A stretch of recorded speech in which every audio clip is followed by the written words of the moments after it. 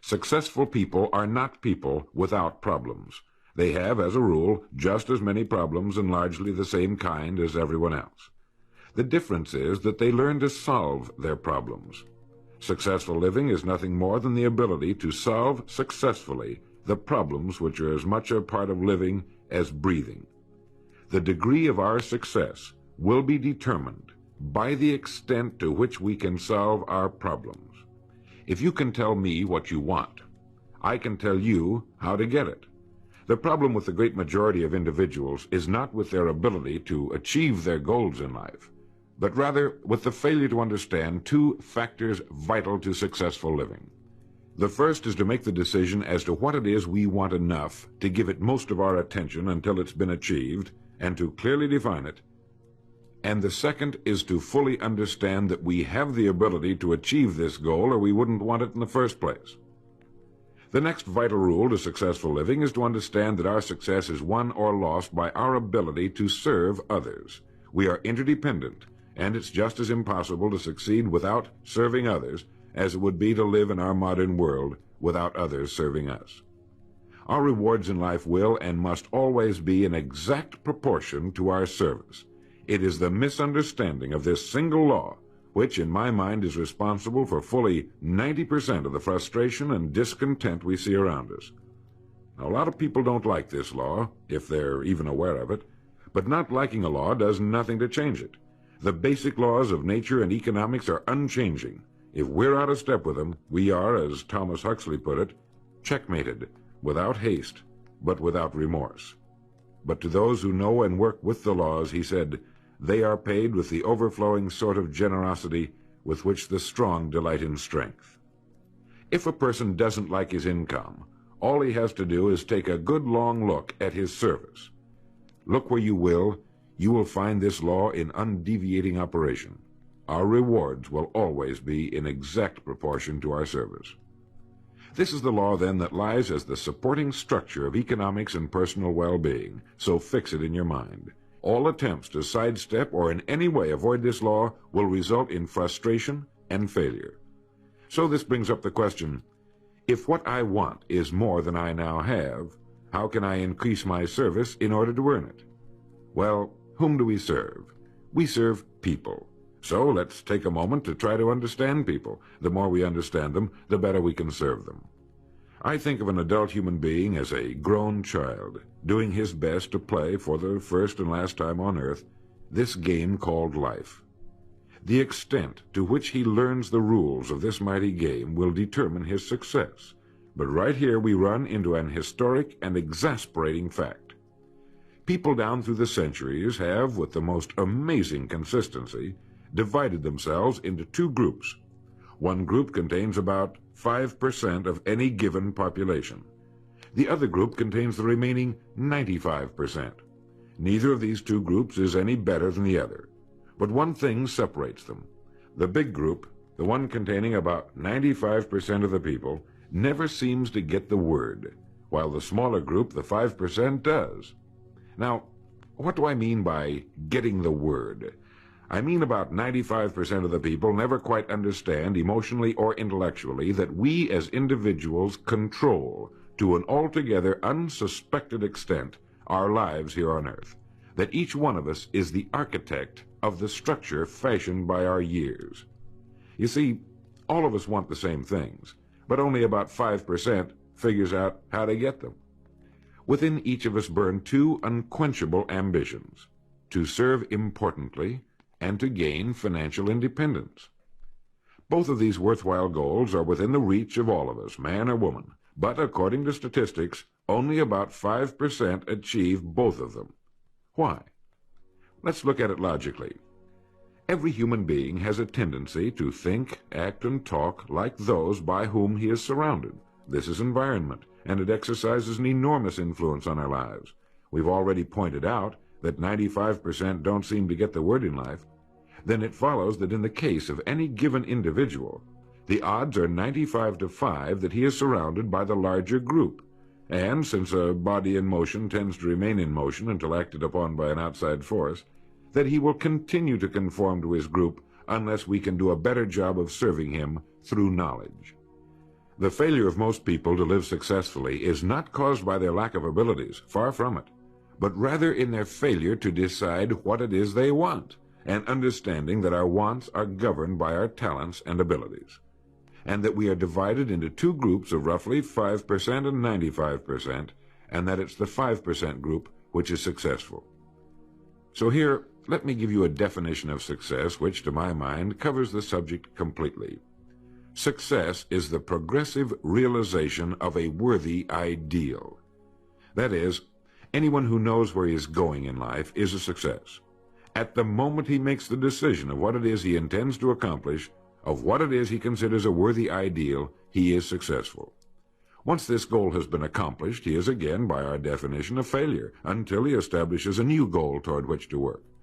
To my mind, this is what we as human beings were intended to do, to go through life from one achievement to another, and to finally come to the end of our road here on earth, still reaching, still working toward a new and better plateau on which to stand.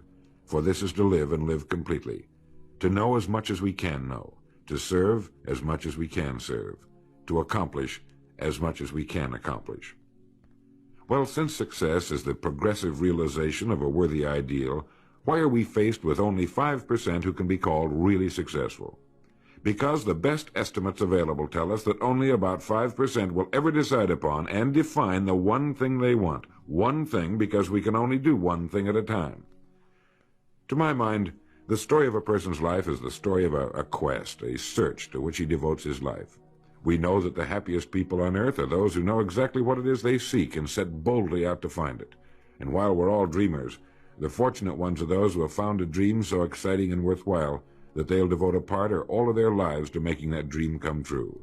But while all dream, by far the great majority, that 95%, never realizes that a persistent daydream is often the point on which we should set our compass, the place toward which it is meant for us to journey. The tragedy is that the great majority shrugs off this built-in direction finder and returns to the wide, visible, well-marked road in life which they feel must be the best road because it carries the heaviest traffic.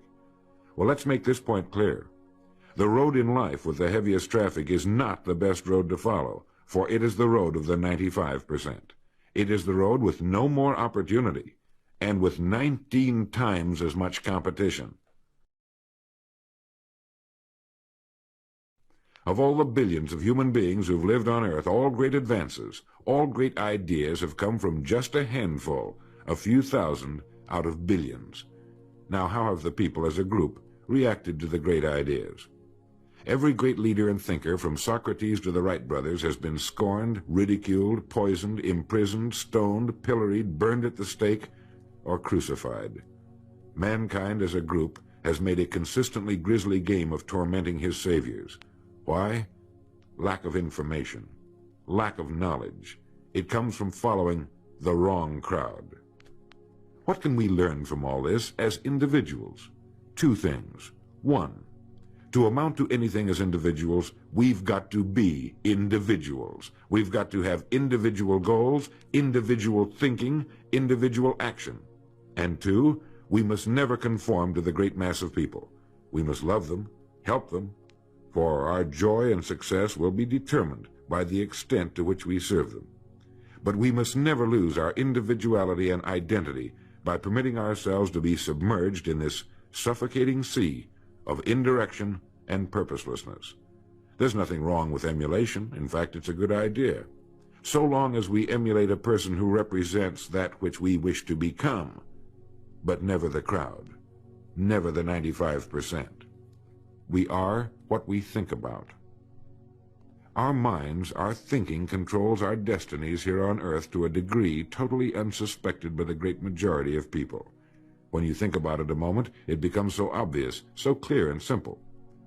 Well then, if we become what we think about, and if we can control our minds, we can pretty well tell our own future. And that's the point I want to make. That's what I meant when I said earlier that each one of us is the architect of the structure fashioned by our years. This means that if we're confused about what we wish to become or accomplish, our lives, our environment will mirror that confusion. It also means that if we know what it is we seek, that it must be accomplished. Barring an act of God or a catastrophe over which we have no control, we as individuals can call our own shots for the rest of our lives. We can know what it means to go through life from one success to another, to play life according to the rules and reap the rewards. We can know what it means to have peace of mind and live calm, cheerful, successful lives. You are at this moment the sum total of your thoughts to this point, for there is nothing else you can be.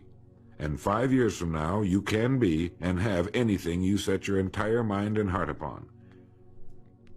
Succeeding in life has always been a matter of doing that which the great majority does not do. Now let's keep this in mind as we get into this business of goals. It isn't that I want to make an invidious comparison between the 5% and the 95%, not at all. That's just the way it is. And if we don't recognize it, it will be to our cost. At the beginning of this record, I made the statement, if you can tell me what you want, I can tell you how to get it. You see, the trick is not in achieving our goals, it is in establishing them. A ship would never leave a harbor if it did not have a destination. An industrial plant would never open its gates if it did not have a product or a purpose. Football would not be played without goalposts, nor would baseball without a home plate. Every business operates for a purpose. Every game has a reason. Getting back to the analogy of our ship, if you were to climb to the navigation bridge and ask the captain the name and location of his next port of call, he would tell you immediately. There's not the slightest doubt in his mind. Can you tell anyone your destination just as quickly and in one sentence? The captain of the ship knows that he can arrive at only one port at a time. He knows that it's impossible to arrive at two. Do you know that? He also knows that his destination will be invisible for fully 99% of his voyage, but he knows it's there, and that he'll reach it, barring an unforeseen catastrophe, if he will just keep doing certain things a certain way every day. One fine morning his destination will appear on the horizon. He'll sail into port, his voyage successfully completed. When his business has been accomplished, he'll then sail to another predetermined port of call, and this will take him and his ship from one success to another for the rest of both of their lives. By understanding that he can reach only one port at a time, the owner of a ship can, in the short space of a very few years, reach hundreds of ports successfully. There'll be problems, lots of them, but they'll be solved, and the ship will steam its solitary course over the deep oceans of the world, devoting its life to accomplishing its mission and contributing its share to the welfare and economy of the world. Men and women who follow this sensible, obvious, and meaningful way of life will do the same. But the paradox is that most are like ships without rudders. They're subject to the whims of wind and tide. And while they hope they'll one day arrive in a rich and bustling port, you and I know that for every narrow harbor entrance, there's 1,000 miles of treacherous and rocky coastline. The chances of their just drifting into port are 1,000 to 1 against them. These are the unfortunate people who, not knowing the rules, believe that circumstance controls our lives. They believe in luck and superstitions, fate, the breaks. They believe that success comes as the result of who you know, not what you know. And while they cling to their false alibis, life passes them by. For the rules of life are just, and they are checkmated, without haste, but without remorse. Now what about you? Remembering that the definition of success is the progressive realization of a worthy ideal, what's the ideal toward which you are working, now, today, yesterday, and tomorrow? Can you write it in one sentence? Is your goal sharply and clearly defined? I mentioned on the first side of this record that I could tell you how you could be and have anything you set your mind on in 5 years. To better understand this, you must examine one of the most overlooked facts in the world. It is that every job, no matter what it may be, holds somewhere within itself the key to everything we want in life, the key to greatness. But we must look for it, and we must think. Decide to become a professional at your business. You see, we can either compete or create. If we compete with all the other people in our line of work, we must be willing to accept the same rewards. If that's what we want, fine. But if we want to become professionals at what we do, then we must create. And when we begin to do this, there's no limit to that which we can achieve. We hear a lot these days about a word called security. Everyone wants security, but not 1 in 10 can tell you what it is. Most people will tell you that security rests with a job. This is impossible. There is no such thing as a job that represents security. Anyone with a job can lose it for any one of 1,000 reasons at any time. There is only one place on earth you can find security, and if it isn't there, it isn't anywhere. It's inside of a person, never outside. If a man has security inside, where it belongs, his wife and children can feel it when he sits down to eat with them, and they're warmed by it. If a man has security inside where it belongs, you can see it walking down the street, and you can feel it when he enters a room. That's security, and you can't take it away from him. You can take away his money, his home, everything but a wife who's willing to start over, and most of them are, and drop him anywhere in the country. Go back in a year, and he'll be doing just as well as when you found him the first time. You can't keep a good man down, no matter what you do to him. Like cream on milk. You can shake it all day, but just set it down for a while, and it'll bounce right to the top again. This man or this woman has security, where it belongs. And do you know where it comes from? It comes from doing what we do for a living surpassingly well. It comes from being a pro in a world of amateurs.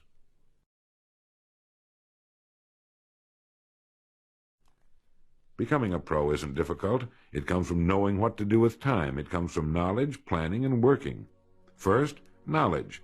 This means learning everything we can about what we sell, learning everything we can about people, since that's who we sell, and learning everything we can about selling, since that's our profession.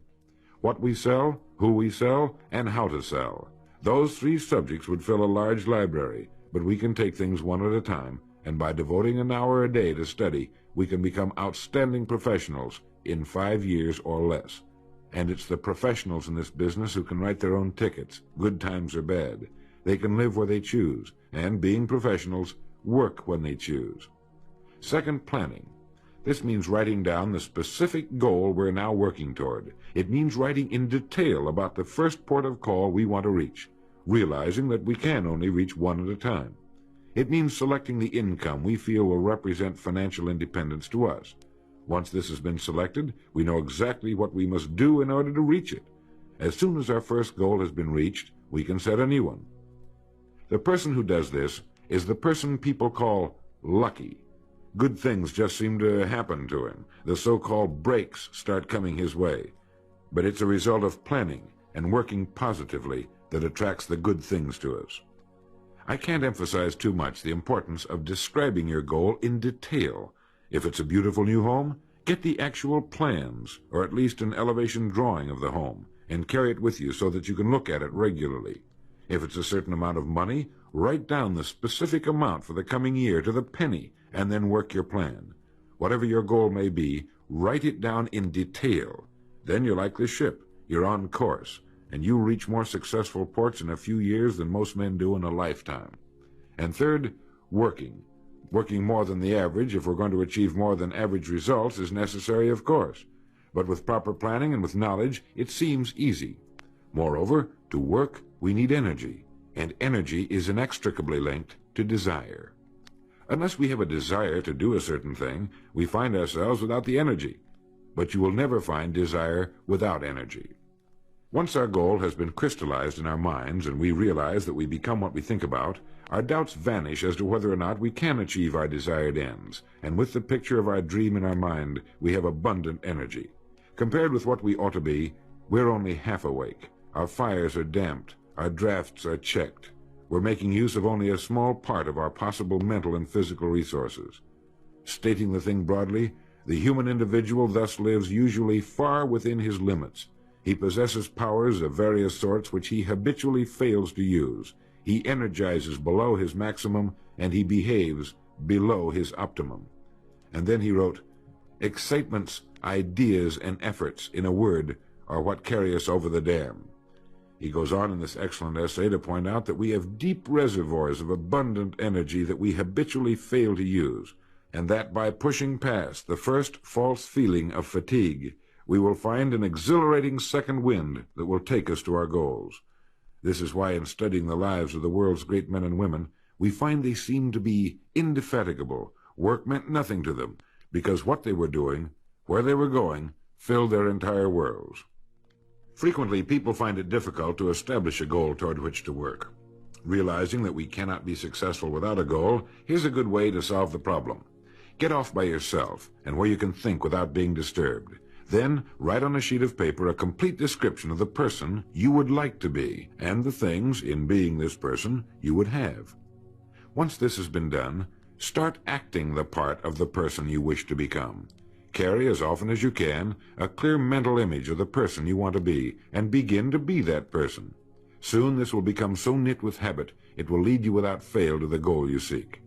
You see, when you begin to do this, you're using your greatest power, your mind, and you will become what you think about. The only thing about a man that is a man is his mind. Everything else you can find in a pig or a horse. Think about that line until you know what it means. The only thing that sets us apart as human beings is our divine minds. Everything that means anything to us, our love of our families, our faith, our dreams, our talents and abilities, our religion, everything we know, is connected to us solely through our minds. Our minds represent our hope and our future. Yet, as a rule, it is the last place the average person will turn to for help. Your mind contains riches beyond belief, but you must prospect this rich and largely unexplored continent. And the only way it can be prospected is by systematic study and systematic thinking. Your mind is like a muscle. It will develop only to the extent that you use it, no more. By devoting an hour a day to study, you're building your mind into a powerful and creative servant. If you only do this 5 days a week, it comes to 260 hours a year. That's 1,300 hours in 5 years, or the equivalent of 162 8-hour days devoted to study and research. Believe me, if you'll do this, in 5 years you'll be one of the most accomplished professionals in your field, and you'll have the world on a string. You will virtually be able to write your own ticket. The average man works 8 hours a day, about 50 weeks a year, for 40 years. That's time enough to become great at anything. The time will pass anyway. We might as well reap the rewards. So now, let's sum up and reduce the whole thing to a workable formula, a set of rules for this game of life that cannot fail to take us to where we wish to go.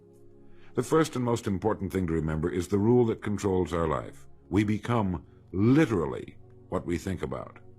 This means that we must establish a worthwhile goal toward which to work, a goal that will occupy our minds most of the time. This goal should be written out or illustrated. We should look at it and restate our purpose every morning, every night, and as many times during the day as we can. We must fully understand, emotionally as well as intellectually, that whatever it is we set our heart upon will become real in our lives. We must also remember the law that lies as the basic foundation for all economics and personal well-being as well. Our rewards will be in exact proportion to our service, and if we want to get into the top 5% of the people, we must often cut ourselves away from the effects of our environment and become individuals with individual goals, individual thinking, individual actions. We must realize that our daily work contains more opportunities than we could develop in a lifetime, and that our job contains within itself the key to greatness, the road to everything we could possibly want in life for ourselves and our families. We must realize, too, that security can be found in one place only, inside of us. If it isn't there, it isn't anywhere. And the only road to security lies in doing what we do for a living surpassingly well. And lastly, that we must become professionals at what we do, and that becoming a pro involves knowledge, planning, and working. Knowledge of what we sell, who we sell, and selling. Planning by establishing the goal, which automatically establishes our work pattern. The great salesman is like the great golfer. It looks easy the way he does it, because it is easy the way he does it. But it took time, dedication, and work in its accomplishment. Is it worth it? You bet it is. P.G. Hamilton once wrote, "Let's be different. A strong life is like that of a ship of war, which has its own place in the fleet and can share in its strength and discipline, but can also go forth alone to the solitude of the infinite sea. We ought to belong to society, to have our place in it, and yet be capable of a complete individual existence outside of it. And remember the strangest secret, will you? You are now, and you will become, what you think about."